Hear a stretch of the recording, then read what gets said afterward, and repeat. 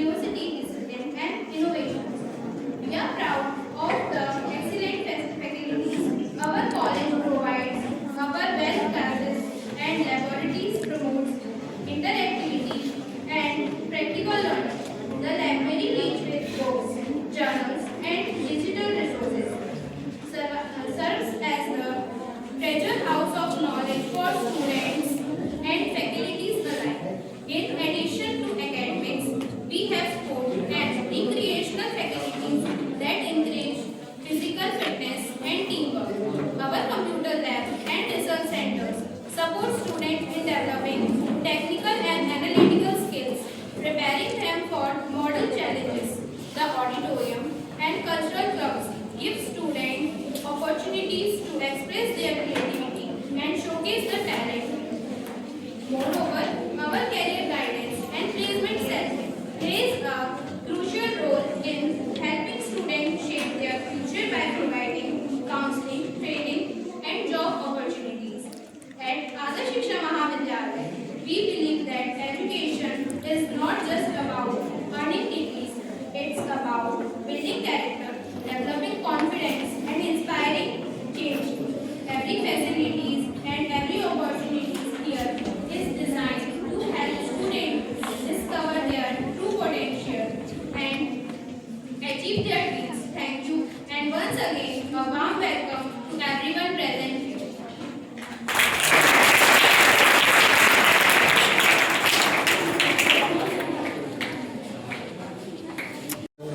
Very nice.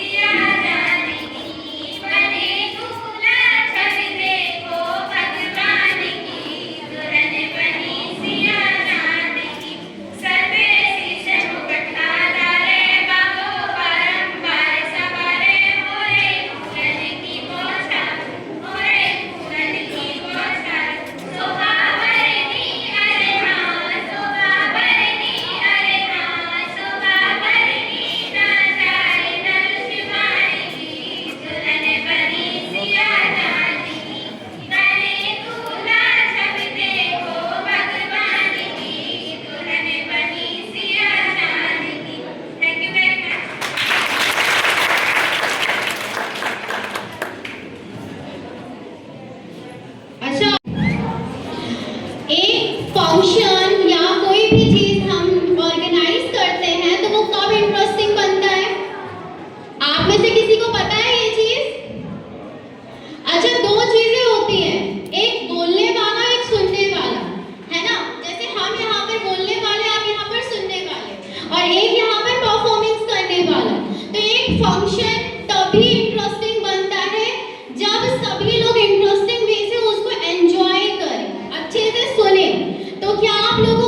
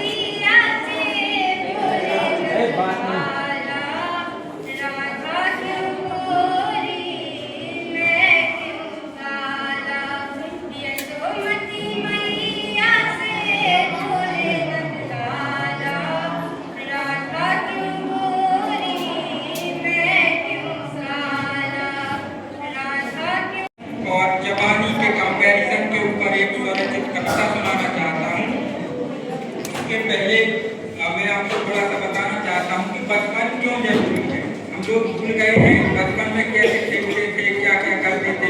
इसी से आज के समय में अक्सर डेली देखते हैं कि डिप्रेशन से खुदकुशी करनी, एंजाइटी हो रही है। इन सब चीजों का एक ही सॉल्यूशन है बचपन। तो उससे पहले मैं एक शेर पढ़ता हूँ भूमिका में। व्यक्तित्व में सादगी के लिए तन पे बस अचकन जरूरी है। व्यक्तित्व में सादगी के लिए तन पे बस अचकन जरूरी है। कंगन जो गढ़े हों जौहरी ने तो उनमें खन खन जरूरी है। कंगन जो गढ़े हों जौहरी ने तो उनमें खन खन जरूरी है।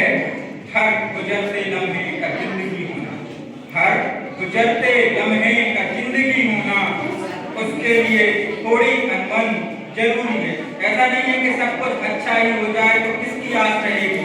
तो इसलिए हर गुजरते लम्हे का जिंदगी होना, उसके लिए थोड़ी अनबन जरूरी है। उम्र 20, 30, 40 या भले हो 55, उम्र 20, 30, 40 या भले हो 55, जिंदगी होने के लिए हर उम्र में थोड़ा तो बचपन जरूरी है, थोड़ा तो बचपन जरूरी है। इसके बाद गीत का जो मुद्दा है, वो दौर था बचपन का, ये दौर जवानी है। वो दौर था बचपन का, ये दौर जवानी है। वो और कहानी थी, ये और कहानी है। वो दौर था बचपन का, ये दौर जवानी है। पहला बंद देखिए। बस खेलते खाते थे, जल्दी सो जाते थे। बस खेलते खाते थे, जल्दी सो जाते थे। ना कोई चिंता थी, जल्दी उठ जाते थे। ना कोई चिंता थी, तब सहज सरलता थी। ना कोई कुटिलता थी। जैसे जैसे बड़े होते हैं तो चालाकी आती जाती है अपने अंदर। स्वाभाविक सा एक कह सकते हैं कि गुण है जो हमें बढ़ते जाते हैं। जैसे उम्र बढ़ती है वैसे वैसे आता है। बचपन में ये चीज नहीं होती।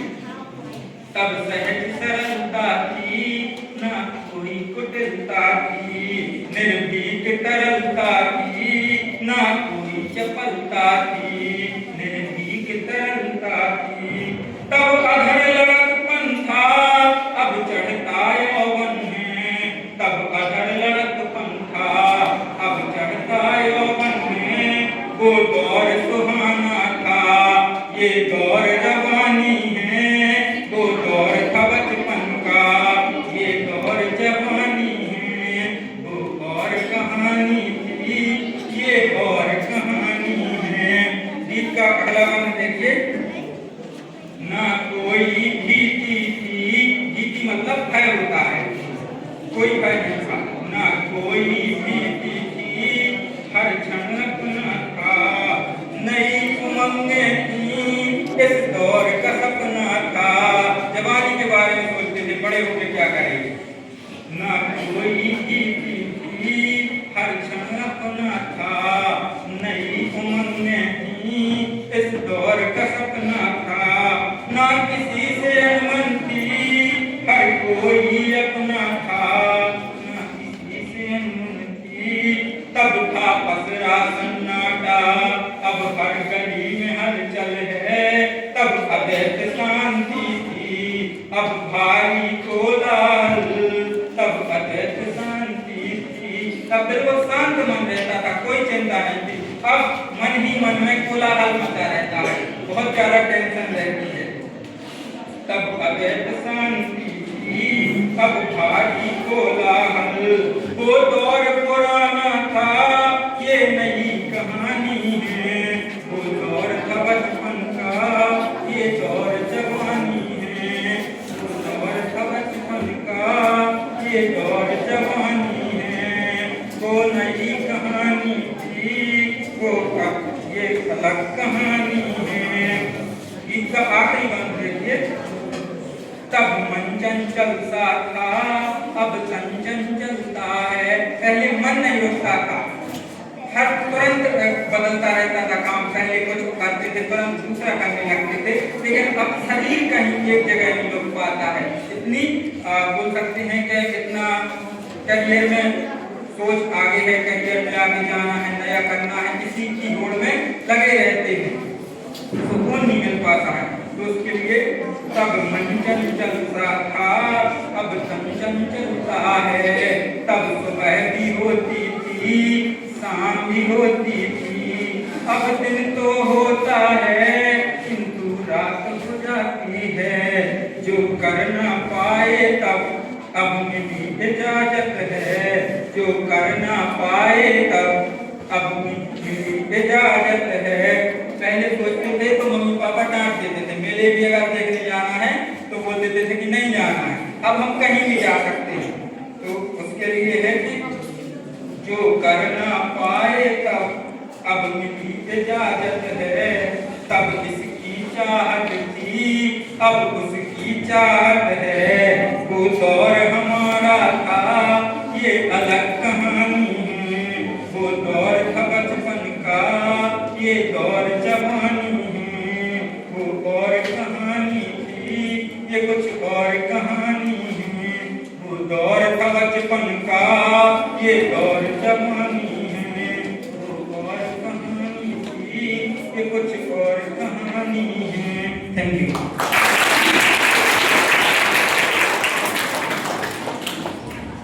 बहुत ही अच्छा।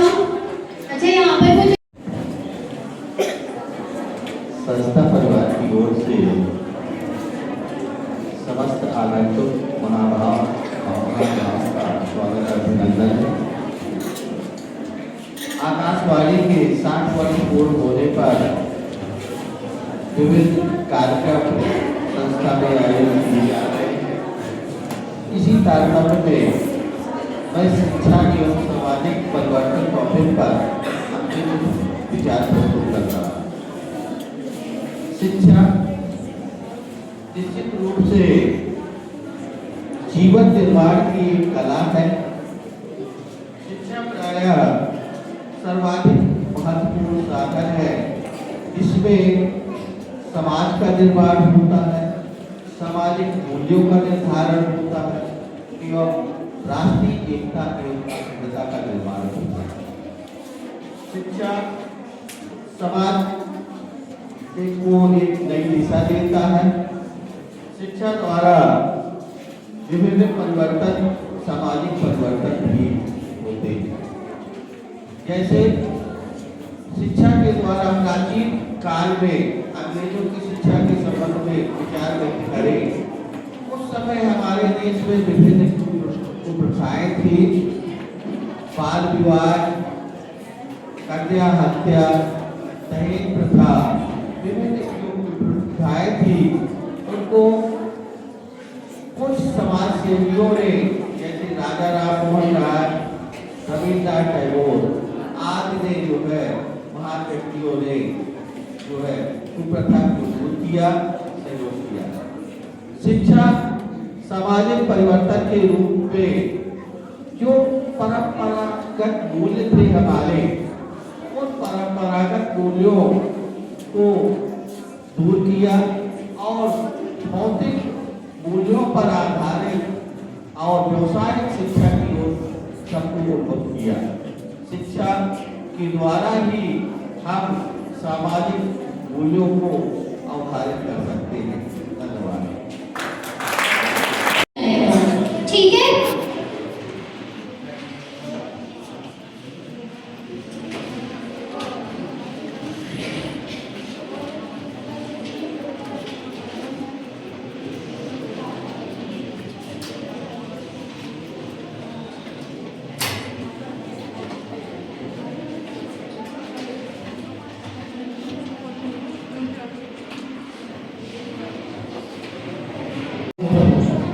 और ऐसे ही अपडेट लिखो, ठीक है। टीम ए कौन सी रहेगी? अच्छा, टीम ए आप लोग हैं और टीम बी में आप लोग हैं। अपने अपने नाम बता दें, नाम नोट कर लो आप। टीम ए से बता दीजिए।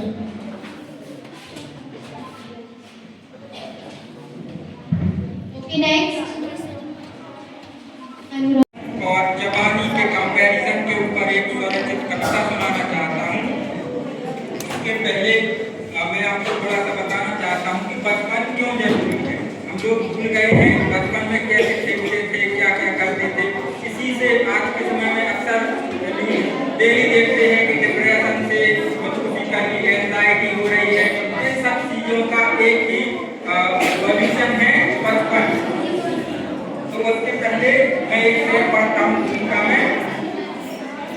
व्यक्तित्व में सादगी के लिए तन पे बस अचकन जरूरी है। व्यक्तित्व में सादगी के लिए तन पे बस अचकन जरूरी है। कंगन जो गढ़े हों जौहरी ने तो उनमें खन खन जरूरी है।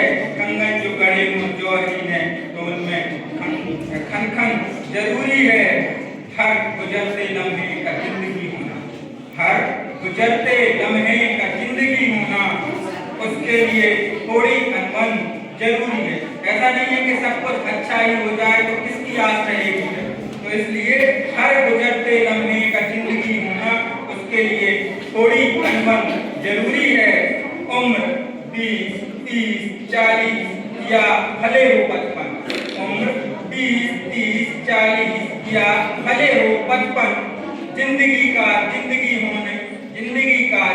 होने के लिए हर उम्र में थोड़ा तो बचपन जरूरी है, थोड़ा तो बचपन जरूरी है।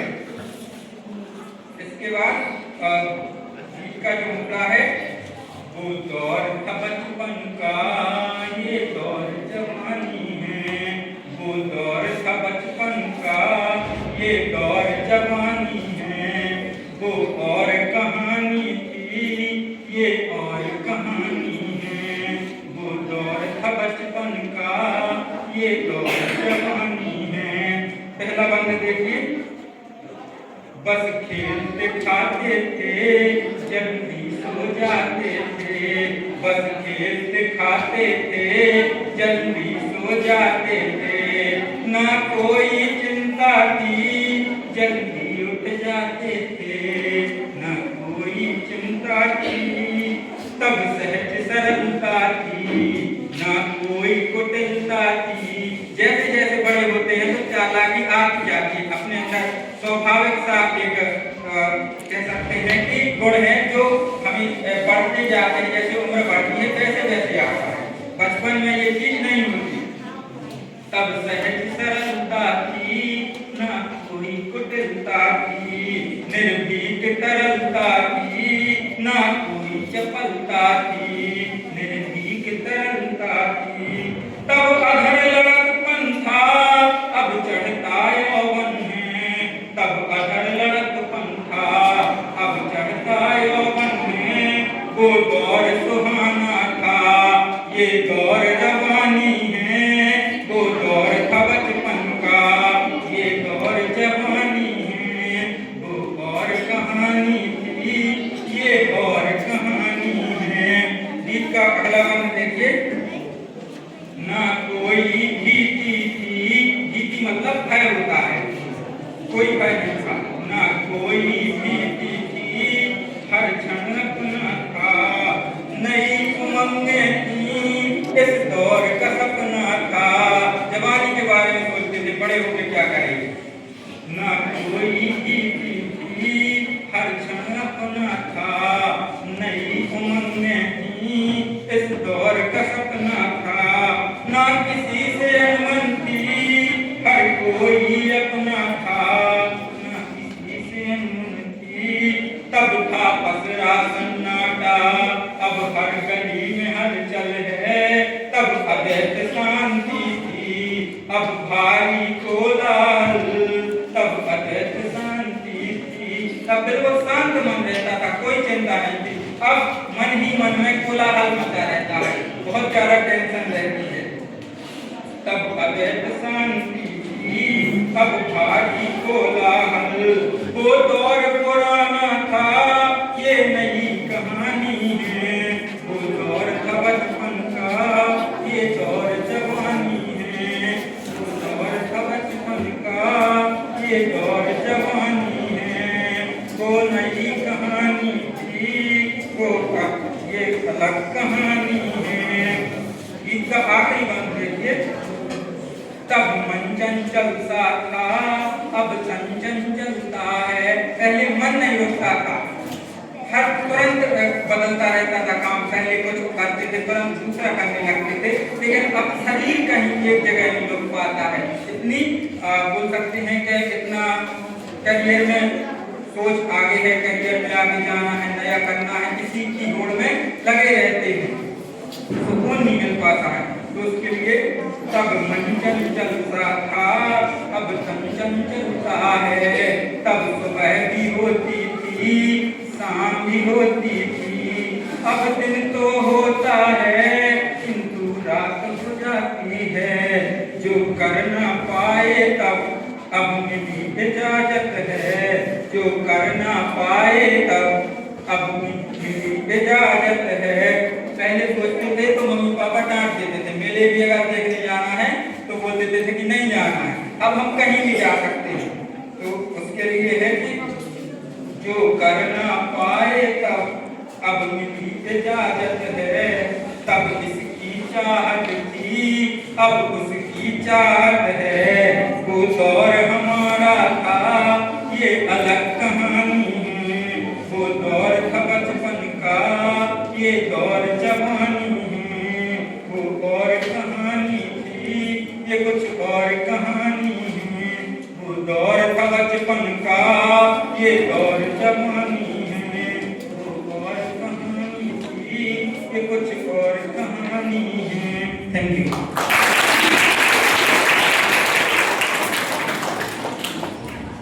बहुत ही अच्छा। अच्छा, यहाँ पर कुछ संस्था परिवार की ओर से समस्त आगंतुक महाभाव का स्वागत अभिनंदन है। आकाशवाणी के 60 वर्ष पूर्ण होने पर विभिन्न कार्यक्रम संस्था में आयोजित किए जा रहे हैं। इसी तारतम्य में मैं शिक्षा एवं सामाजिक परिवर्तन टॉपिक पर अपने विचार प्रस्तुत कर रहा हूँ। शिक्षा निश्चित रूप से जीवन निर्माण की एक कला है। शिक्षा प्रायः सर्वाधिक महत्वपूर्ण साधन है, जिसमें समाज का निर्माण होता है, सामाजिक मूल्यों का निर्धारण होता है एवं राष्ट्रीय एकता एवं अखंडता का निर्माण होता है। शिक्षा समाज को एक नई दिशा देता है। शिक्षा द्वारा विभिन्न परिवर्तन, सामाजिक परिवर्तन भी होते हैं। जैसे शिक्षा के द्वारा प्राचीन काल में अंग्रेजों की शिक्षा के संबंध में विचार व्यक्त करें, उस समय हमारे देश में विभिन्न कुप्रथाएं थी। बाल विवाह, कन्या हत्या, दहेज प्रथा, विभिन्न जो कुप्रथाएं थी, उनको कुछ समाज सेवियों ने, जैसे राजा राम मोहन राय, रविन्द्रनाथ टैगोर आदि ने जो है, महान व्यक्तियों ने जो है कुप्रथा को दूर किया, सहयोग किया। शिक्षा सामाजिक परिवर्तन के रूप में जो परंपरागत मूल्य थे हमारे, उन परंपरागत मूल्यों को दूर किया और भौतिक मूल्यों पर आधारित और व्यवसायिक शिक्षा की ओर सबको उन्मुख किया।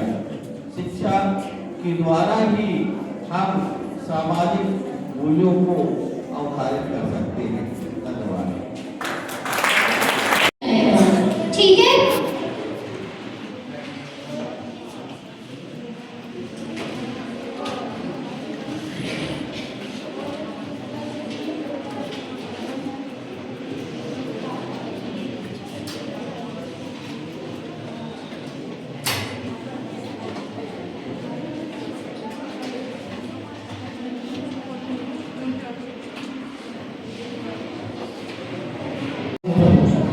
और ऐसे ही अपडेट लिखो, ठीक है। टीम ए कौन सी रहेगी?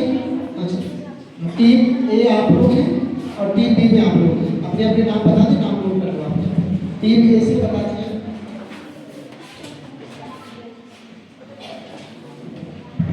ओके, नेक्स्ट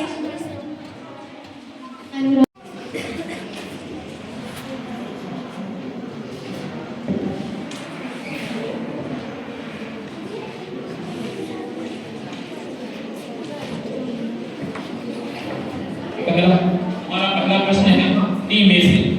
दुनिया का एकमात्र ऐसा देश कौन सा है जिसका झंडा आयका या वर्गाकार नहीं है? टीम ए उत्तर दे। क्वेश्चन रिपीट, दुनिया का एकमात्र ऐसा देश कौन सा जिसका झंडा आयका या वर्गाकार नहीं है?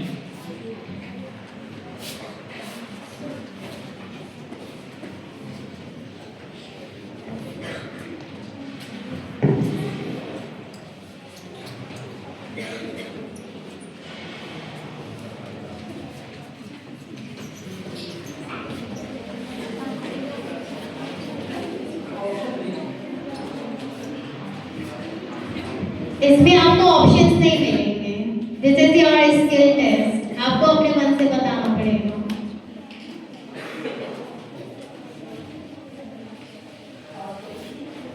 ओके, आप पास भी कर सकते हैं।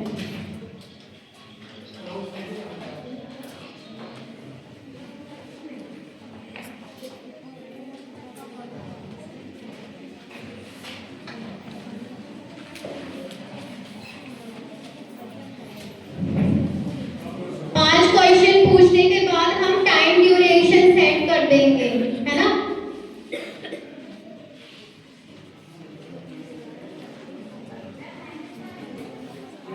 माइनस मार्किंग नहीं।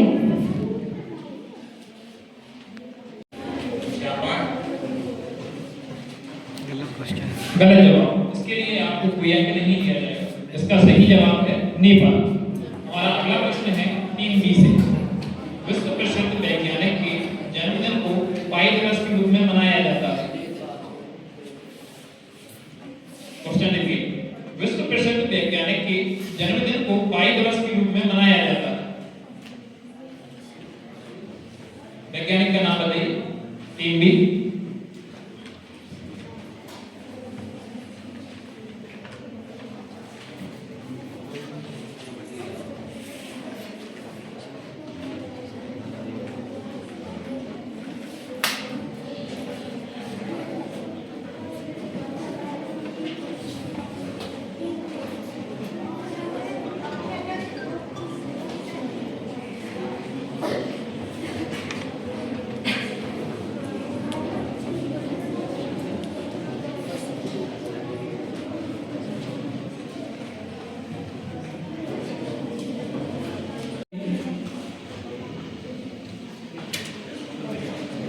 कोई भी टीम इसका सही जवाब नहीं दे पाई, इसके लिए इनको कोई अंक नहीं दिया जाएगा। इसका सही जवाब है अल्बर्ट आइंस्टीन। 14 मार्च को मनाया जाता है। हमारा अगला प्रश्न है टीम ए से। दुनिया में सबसे ज्यादा कॉफी का उत्पादन कौन से देश करता है? क्वेश्चन रिपीट, दुनिया में सबसे ज्यादा कॉफी का उत्पादन कौन सा देश करता है?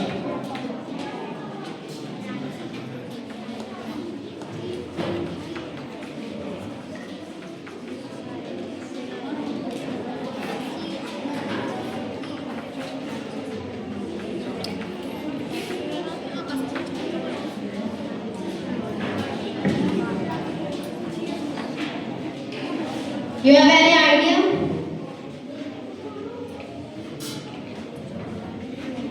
Team A.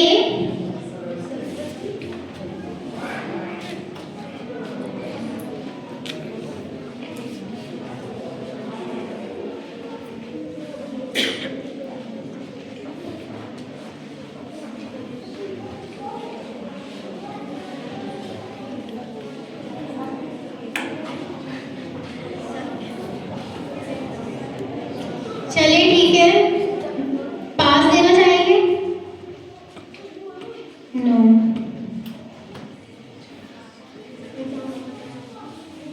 Its answer is Brazil.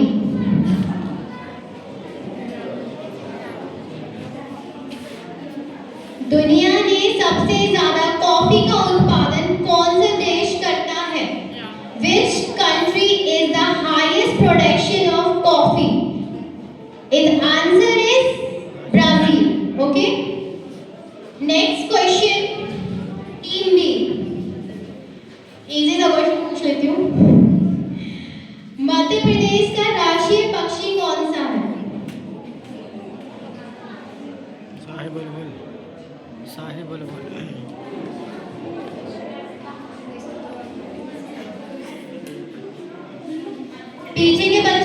शांत रहे।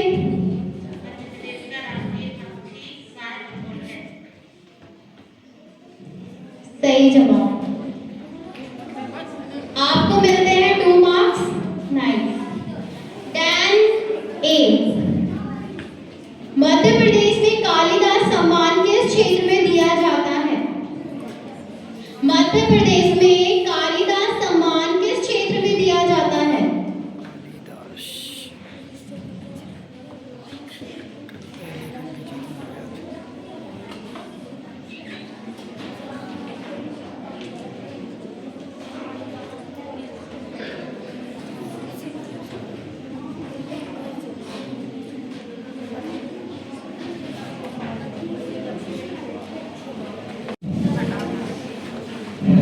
साहित्य के क्षेत्र में। अब अगर आप लोगों को पता हो ना, आपको नहीं पता तो आप बोलेंगे पास। ठीक है, ठीक है। नेक्स्ट क्वेश्चन, मध्य प्रदेश में कौन सा पुरातात्विक स्थल ताम्रपाषाण मालवा संस्कृति को उजागर करने के लिए जाना जाता है? क्वेश्चन रिपीट करूंगा। मध्य प्रदेश में कौन सा पुरातात्विक स्थल ताम्रपाषाण मालवा संस्कृति को उजागर करने के लिए जाना जाता है?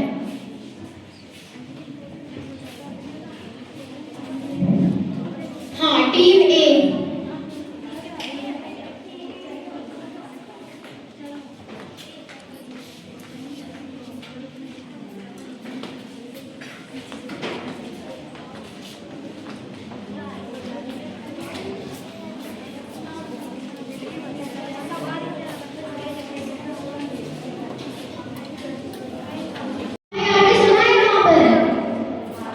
तो किस लिए प्रसिद्ध है?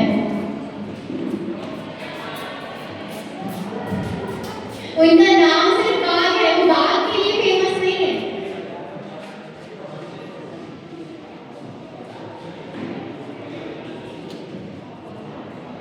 पास समझ आएंगे?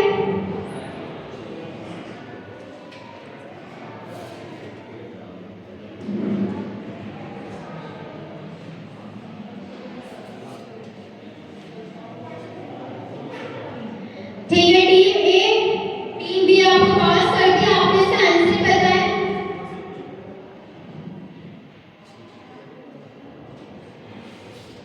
जल्दी बताइए।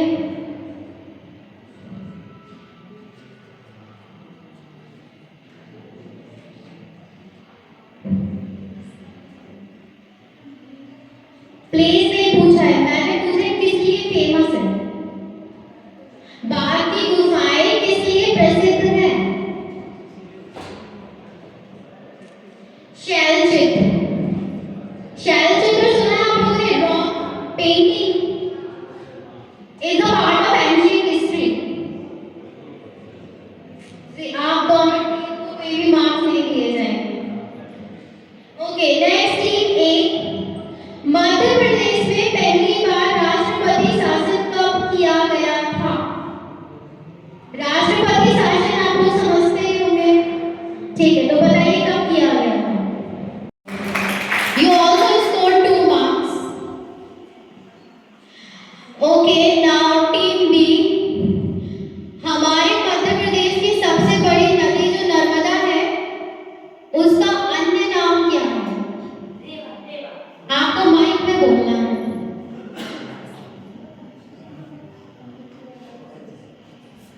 नर्मदा नदी का दूसरा नाम रेवा है। Okay, team B also score 2 marks. Now team A, Madhya प्रदेश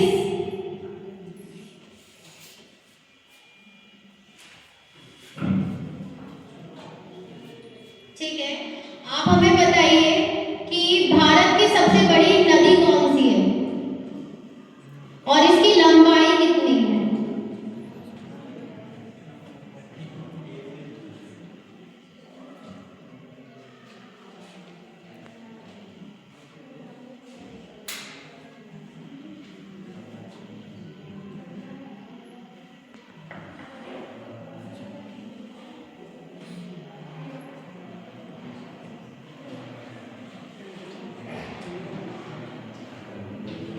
थोड़ा जल्दी कीजिए प्लीज। आप पास भी कर सकते हैं।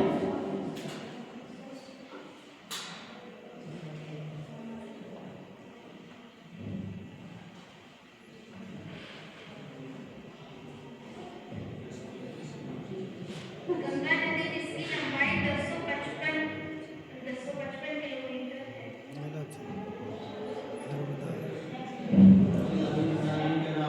Ganga Nadi is the correct answer, but its total length is 25. 25. ठीक है, you also got 2 marks. Then team B, आप बताइए हमें कि फादर ऑफ कंप्यूटर किसे बोला जाता है? कंप्यूटर के फादर चार्ल्स बेबेज को कहा जाता है। ठीक है, आपको भी 2 अंक मिलते हैं। Then team A, what is the full form of CPU? CPU.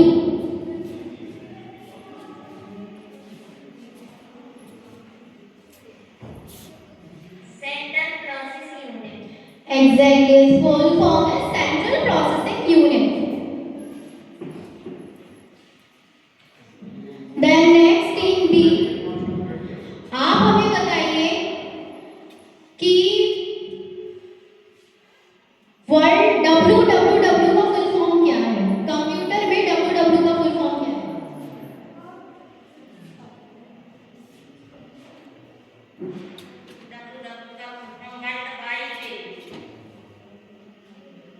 Correct answer world wide web. आपको भी 2 मार्क्स मिलते हैं। Then टीम ए, आप हमें बताइए कि हमारा मध्य प्रदेश का राजकीय खेल कौन सा है?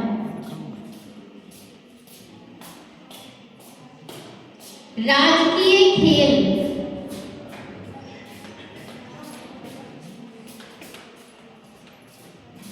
मध्य प्रदेश का राज्य खेल mallakhamb. Exactly, correct answer is Malkham. Then team B, next question is, आप हमें ये बताइए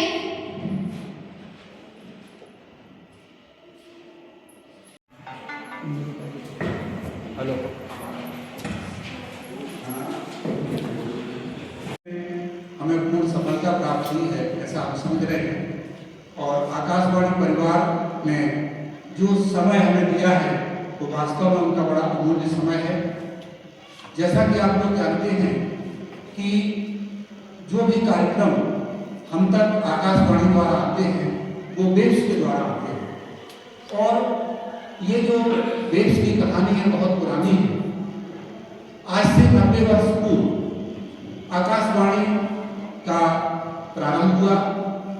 और पूर्व में जैसा कि आप लोग जानते हैं कि इनके नाम बदलते रहे। पहले ये ऑल इंडिया रेडियो के नाम से जाना जाता था, लेकिन हमारे गुरुदेव रविन्द्रनाथ टैगोर ने आकाशवाणी नाम से एक अपना वाचन किया और तभी से इसका नाम आकाशवाणी पड़ा। और हम लोग बचपन से ही आकाशवाणी सुनते आए हैं। इसका क्रेज जितना पहले था उतना आज भी है। एक आकाशवाणी में बहुत ही मनोरंजक कार्यक्रम आया करता था, आप लोगों ने बहुत सुना होगा, वो था विनायक गीतमाला। और आप लोग सुनकर के बहुत हंसेंगे कि रेडियो का एक बहुत अच्छा दौर था 70 का दशक। उस समय जब शादी ब्याह बच्चों के होते थे तो दहेज में कुछ भी दिया जाए या नहीं, रेडियो और साइकिल का बड़ा क्रेज था। और जिस परिवार में रेडियो मिल गया तो पूरे गांव में चर्चा होती थी कि उसकी शादी में रेडियो मिला है और साइकिल भी मिली। अब आप उस दौर को समझिए। हम लोग चूंकि साइंस के स्टूडेंट रहे और ईश्वर का सौभाग्य कि हमें फिजिक्स जैसा सब्जेक्ट पढ़ाने को मिला, तो जब भी हम क्लास में तरंग यानी वेव्स का चैप्टर पढ़ाते थे तो उसमें एक आवाज जरूर हम बोलते थे, ये आकाशवाणी का छतरपुर केंद्र है, 440.4 मीटर यानी 675 किलोहर्ट्ज। अब आप कहेंगे सर ये आप किस तारतम्य में बोलते थे? तो तरंग के चैप्टर में एक फार्मूला होता है C = न्यू लैम्डा, यानी C माने प्रकाश का वेग और न्यू का मतलब होता है आवृत्ति और लैम्डा का मतलब होता है तरंग या वेव लेंथ। इसका बड़ा अच्छा कैलकुलेशन है। किसी भी आकाशवाणी का मीटर नंबर जैसे छतरपुर का 440.4 मल्टीप्लाई करते हैं आप 675 किलोहर्ट्ज। किलो का मतलब आप लोग जानते होंगे कि के का मतलब होता है 1000, यानी 675 के आगे आपको मल्टीप्लाई 1000 करना है, यानी 3 जीरो बढ़ा देना है और जब उसका आप आंसर निकालेंगे तो प्रकाश का वेग ही प्राप्त होगा। तो ये उदाहरण हमने वेव्स पढ़ाते समय हर पीरियड में दिया है और कुछ हमारे स्वभाव में ये था कि बच्चों से ज़्यादा कनेक्ट होना। फिजिक्स को भी हमने व्यवहारिक दृष्टि से पढ़ाने की कोशिश की है। जैसे हम आपको एक उदाहरण बताएं कि जब हम पढ़ाते थे पलायन वेग यानी एस्केप वेलोसिटी, कुछ लोग समझते हैं एस्केप वेलोसिटी का मतलब होता है कि किसी भी वस्तु को यदि हम ऊर्ध्वाधर ऊपर की ओर फेंकें और वो पृथ्वी के गुरुत्व क्षेत्र को पार कर जाए, लौट के ना आए, तो उस न्यूनतम वेग को हम कहते हैं पलायन वेग। तो जब भी पलायन वेग का चैप्टर क्लास में आता था तो हम बच्चों को एक उदाहरण जरूर बताते थे, वो था महाभारत। कि महाभारत काल में भीम इतने ताकतवर थे कि वो 10,000 हाथियों को एक साथ बांधकर उन्होंने ऊर्ध्वाधर ऊपर की ओर फेंक दिया। वेद व्यास जी ने महाभारत में लिखा है, वो हाथी आज तक पृथ्वी पर लौट के नहीं गए। तो बच्चों को बड़ा इंटरेस्ट होता था कि वास्तव में ये तो बड़ी अनहोनी घटना है कि 10,000 हाथियों को इस प्रकार से फेंका गया कि वो आज भी ब्रह्मांड में चक्कर लगा रहे हैं। और उसी थ्योरी पे आप देखते हैं कि हमारे जितने भी सैटेलाइट्स प्रक्षेपित किए जाते हैं वो सब के सब ऊर्ध्वाधर ही जाते हैं और उनको पृथ्वी की एक विशेष कक्षा में स्थापित कर दिया जाता है। और उससे आजकल दूर संचार के कितने माध्यम हो गए हैं। अगर हम रेडियो की बात करें तो वास्तव में पहले संचार का एकमात्र माध्यम था और वो सबसे विश्वसनीय माध्यम था। अगर रेडियो पर कोई न्यूज आ गई इसका मतलब है कि वो 100% सही है, उसमें कोई सोचने की बात नहीं है। जबकि आजकल आप देखते हैं कि जो प्राइवेट चैनल बहुत सारे न्यूज देते हैं, न्यूज के नाम पे चल रहे हैं, लेकिन उसमें कई न्यूज तो संभावित होती है, सत्य भी हो सकती है और बाद में वो गलत भी हो सकती है। लेकिन आकाशवाणी की विश्वसनीयता इतनी है कि इससे प्रसारित होने वाला कोई भी संदेश कभी झूठा नहीं हो सकता है। तो आकाशवाणी परिवार को मैं बहुत बहुत धन्यवाद देता हूँ कि वो हमारे इस आदर्श शिक्षा महाविद्यालय प्रांगण में पधारे और हमारे बच्चों को इतना उन्होंने प्रोत्साहित किया। और हम अभी आकाशवाणी के सर हमारे बगल में बैठे हुए थे, हम उनसे चर्चा कर रहे थे मानस की एक चौपाई की कि श्रोता वक्ता ज्ञान विधि। वास्तव में कहने वाला और सुनने वाला जब दोनों की फ्रिक्वेंसी मेल खाती है, जैसे आप रेडियो को ट्यून करते हैं तो जब वो 675 वेव पे जाएगा या 440.4 मीटर पे जाएगा आपकी सी रेडियो की, तभी आपका आकाशवाणी से तत्व बजेगा। ठीक इसी प्रकार से हमारे बच्चों ने जो कार्यक्रम प्रस्तुत किए और जो हमारे अन्य बच्चों ने सुने और हमारे आगंतुक जो महानुभाव हैं, इन लोगों ने मुझे बड़ा आश्चर्य हो रहा था कि आप लोग इतने बड़े कलाकार हैं फिर भी हमारे बच्चों को कितने ध्यान से सुन रहे हैं। निश्चित तौर पर ये आप लोगों की महानता है। और मैं मानस की एक चौपाई यहाँ उद्धृत करना चाहता हूँ कि सिमट सिमट जहीं भरही तलावा उज्जैन ज्ञान ही सज्जन पर। वास्तव में सज्जनता, विनम्रता ज्ञान की एक कसौटी है। जिस व्यक्ति के अंदर सज्जनता है वही ज्ञान को ग्रहण कर सकता है।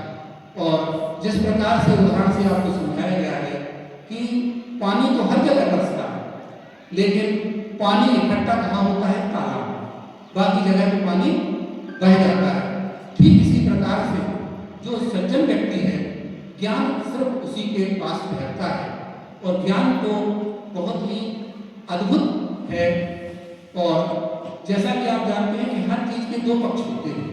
अगर हमने आपको मोबाइल लाके दे दिया तो उसके कुछ बैड इफेक्ट भी हैं और कुछ अच्छाइयाँ भी हैं, लेकिन जब हम आपसे ज्ञान की बात करते हैं तो ज्ञान का कोई दूसरा पहलू नहीं होता है, ना ही पवित्रम ज्ञानेन सदृशम्। भगवान कृष्ण ने गीता में कहा है कि ज्ञान से पवित्र कोई ज्यादा चीज इस संसार में नहीं है। इसलिए हमारे बीच जो बच्चे बैठे हुए हैं उनसे हमारा एक ही अनुरोध है कि वो ज्ञान को आत्मसात करें। इस आकाशवाणी के जो 90 वर्ष का सफर है, ये बड़ा ही स्वर्णिम सफर रहा और इसके लिए हम अपने पूरे भारत के आकाशवाणी केंद्रों को और खासकर छतरपुर केंद्र को बहुत बहुत साधुवाद देते हैं कि वो मनोरंजन, ज्ञान, विज्ञान और बच्चों की प्रतिभाओं को निखारने के लिए बहुत अधिक प्रयास कर रहे हैं। आकाशवाणी छतरपुर बुंदेलखंड की शान है और बुंदेलखंड के जो प्रसारित होने वाले कार्यक्रम हैं वो आप देखते हैं बड़े अनोखे हैं। एक कार्यक्रम आप लोगों का आता है सुबह 7:15 तो न्यूज प्रादेशिक समाचार के बाद हम नियमित रूप से उसको सुनते हैं और वो है आपका कभी हिंदी भाषा के ऊपर कोई कविता या कहानी आती है और हिंदी सुगंध के नाम से और बुंदेली सुगंध के नाम से बड़ा ही ज्ञानवर्धक और अच्छा कार्यक्रम है। अभी एक वार्ता करीब इस महीने 2 बार शायद रिपीट हुई है लाला हरदौल को। आप सुने तो मन गदगद हो जाता है कि इस बुंदेलखंड की देवभूमि में कैसे अद्भुत लोग हैं। गणेश कुंवर में जहाँ भगवान राम को साक्षात रूप से वहां पर रामलला को लाई है उर्छा में, वहीं उनके देवर 23 साल की उम्र में